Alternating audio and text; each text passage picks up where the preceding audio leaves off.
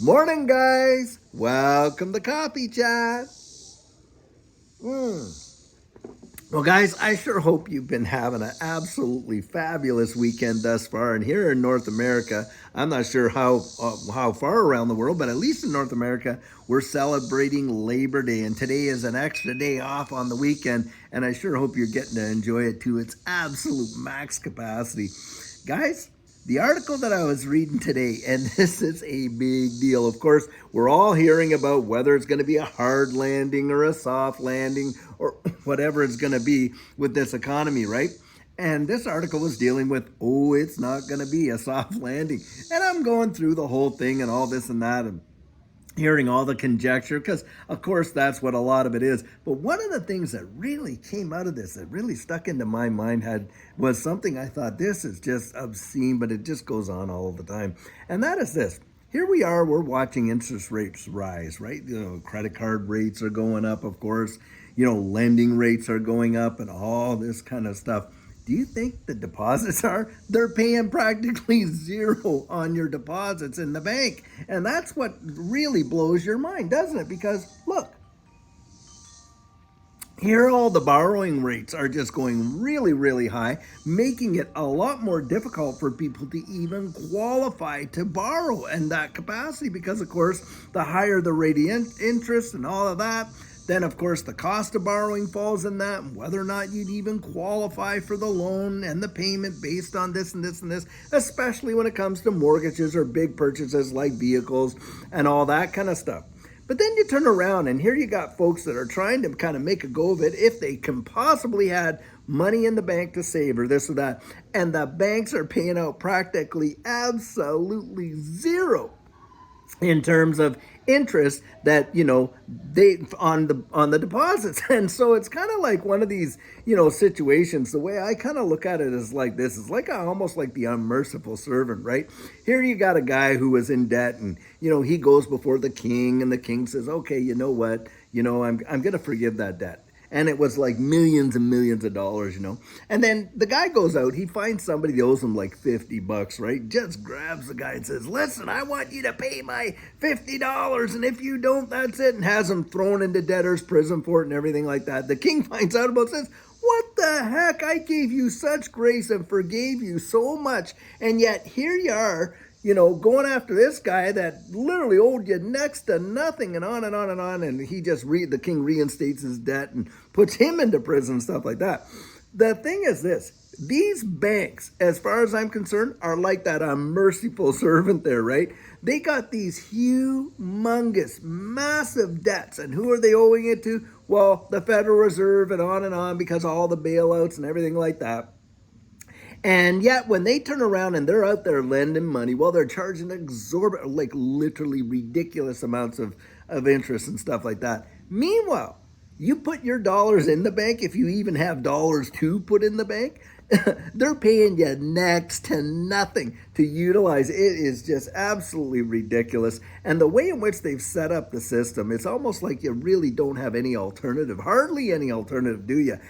Except that is where this space, this digital asset space, affords people an alternative in a big, big way where we can be our own banks. You just think about it. You have all of your, digital assets stored there on a hardware wallet. And you decide, hey, I want to send thus and such so much money, da da da da da, and whatever. It's 2:33 in the morning. Imagine this if I learned that. Do you have to go in the bank and ask permission and give an explanation as to what you're doing and pay all these fees and go? No, you just go online and you do that transaction, and boom, it comes out of your wallet and jumps right into theirs just like that.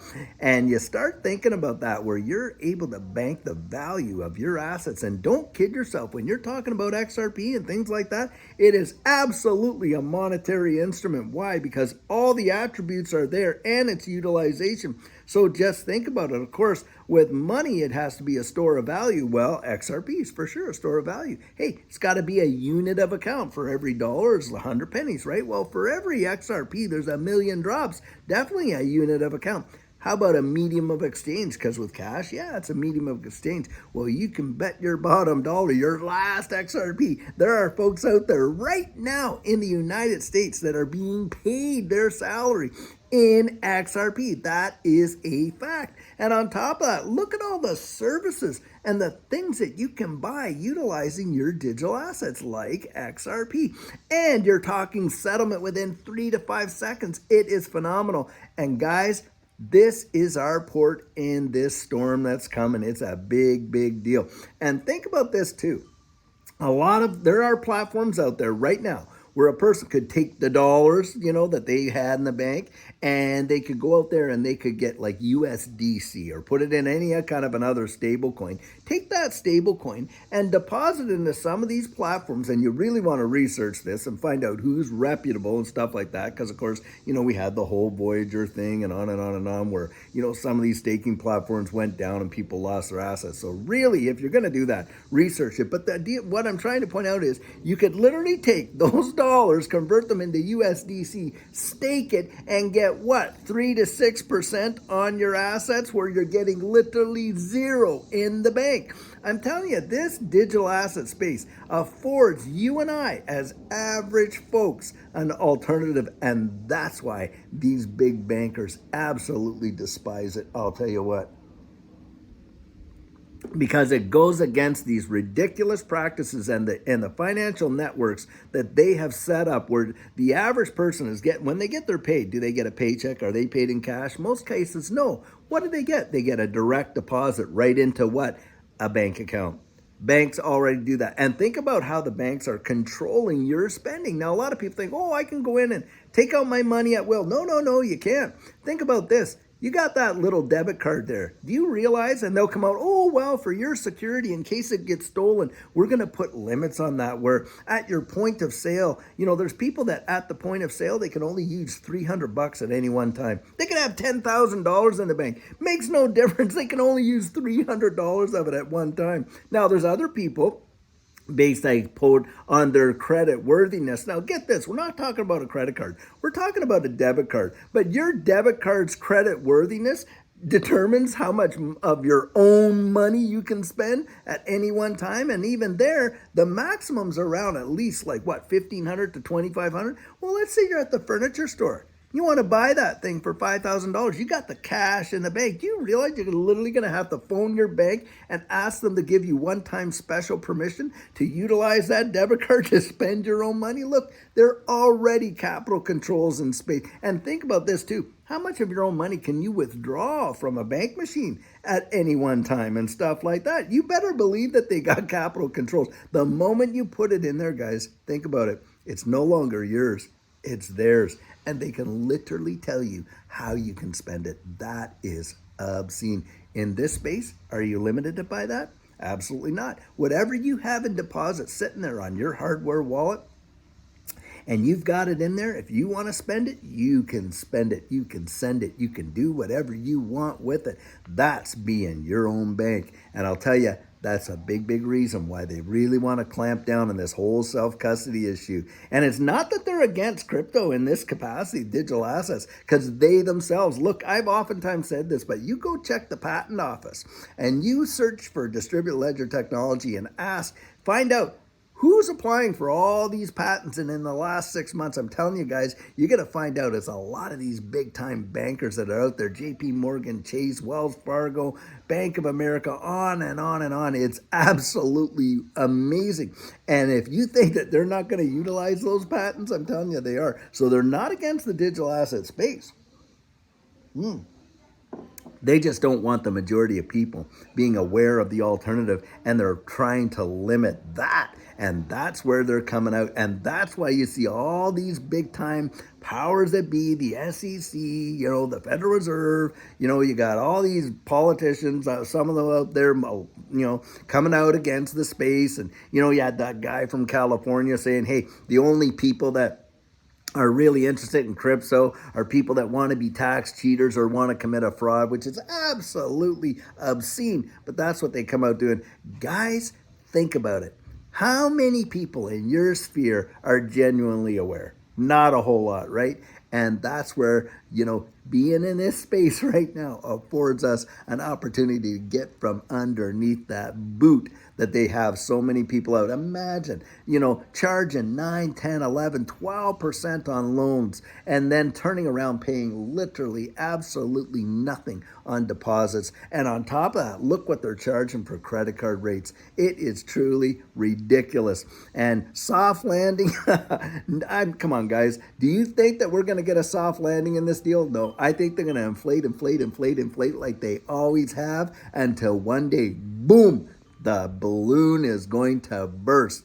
But just before that happens, you watch the rats scurry off the ship. I'll tell you one way you know that the market has hit the absolute top. This is one way I think about it, is that when all these politicians legislatively have to vacate their positions, they can no longer hold stocks. You can better believe that it's going to be at the tip top and then they're going to, well, we had to sell because this and this and this. But when they sell, they're all going to be selling at the top. At least that's what I think. Oh my gosh.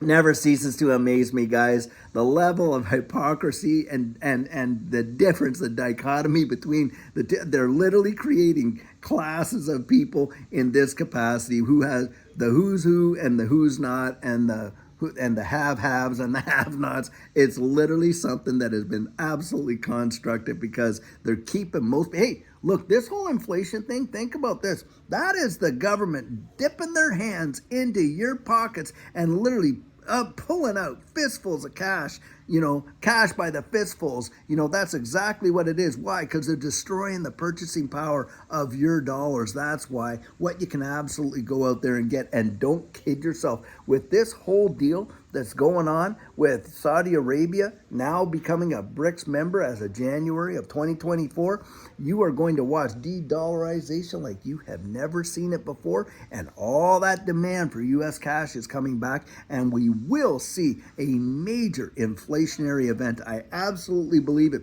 Guys, that's why I encourage people. Hey, if you got a bit of savings, you might want to get into this digital asset space. That's why I say go get a few extra things in your pantry and this and this and that. And you research it. You go research it for yourself. Make up your own mind. But I'll tell you what, for Judy and I, our mind has been made. Yes, we go out there and we've done what we can do to prepare for the future in terms of what we use in our household. Hey, I love gold and silver. It's God's money. It's been around for 5,000 plus years as a means of consideration, and it holds all unit of account, store of value, unit of account, monetary, instrument and all that in terms of medium of exchange. It's got it all. So I like that as well. And of course, this digital asset space, it represents probably one of the greatest opportunities. And I believe that it's going to end up being one of the greatest wealth transfers in the absolute history of mankind. I genuinely believe it, I'll tell you what. Well, guys, hey, until later on today, we will have an absolutely fantastic video for you. And I truly hope that you're enjoying your Labor Day and just having that time with your friends and family. And I'll tell you what, until then, have a great one and take care.